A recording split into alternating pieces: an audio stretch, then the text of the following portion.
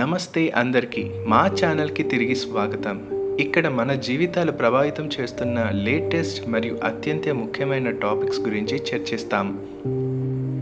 ఇటీవల సంవత్సరంలో Andhra Pradesh green energy రంగంలో విశేష ప్రగతి సాధించింది. స్టేట్ గవర్నమెంట్ సోలార్ మరియు విండ్ పవర్ వంటి రెన్యూవబుల్ ఎనర్జీ సోర్సెస్ ఉపయోగాన్ని ప్రోత్సహించడానికి పలు ఇనిషియేటివ్స్ ప్రారంభించింది.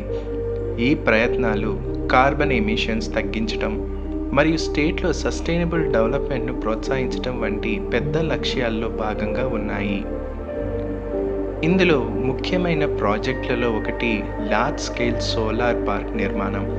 ఇవి వేల మెగావాట్ల క్లీన్ ఎనర్జీని జనరేట్ చేసే అవకాశం ఉంది.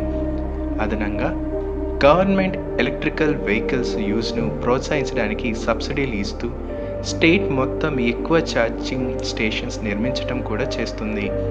ఈ మార్పు కేవలం కాలుష్యం తగ్గించడం మాత్రమే కాదు, కొత్త జాబ్స్ క్రియేట్ చేయడం మరియు ఎకానమీని బూస్ట్ చేయడం కూడా. కానీ కొన్ని ఛాలెంజెస్ కూడా ఉన్నాయి. ఈ ప్రాజెక్టులు అమలు సిగ్నిఫికెంట్ ఇన్వెస్ట్మెంట్ మరియు ఇన్ఫ్రాస్ట్రక్చర్ డెవలప్మెంట్ను అవసరం చేస్తుంది. అదనంగా స్థానిక కమ్యూనిటీస్ మరియు పర్యావరణంపై ఈ ప్రాజెక్టుల ప్రభావంపై కూడా కాస్త ఆందోళనలు ఉన్నాయి. మనం సస్టైనబుల్ ఫ్యూచర్ వైపు వెళ్తున్నప్పుడు డెవలప్మెంట్తో పాటు సస్టైనబిలిటీని బ్యాలెన్స్ చేయడం చాలా కీలకం. ఇప్పుడు మీ అభిప్రాయం తెలుసుకోవాలని అనుకుంటున్నాను.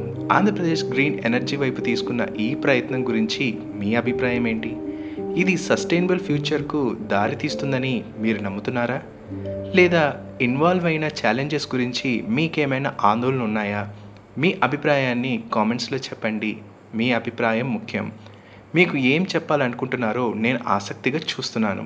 వీడియో చూసినందుకు ధన్యవాదాలు. మర్చిపోకుండా లైక్, షేర్ మరియు సబ్స్క్రైబ్ చేయండి లేటెస్ట్ అప్డేట్స్ మరియు రియల్ వరల్డ్ అనాలిసిస్ కోసం. Stay tune to MB creative talks.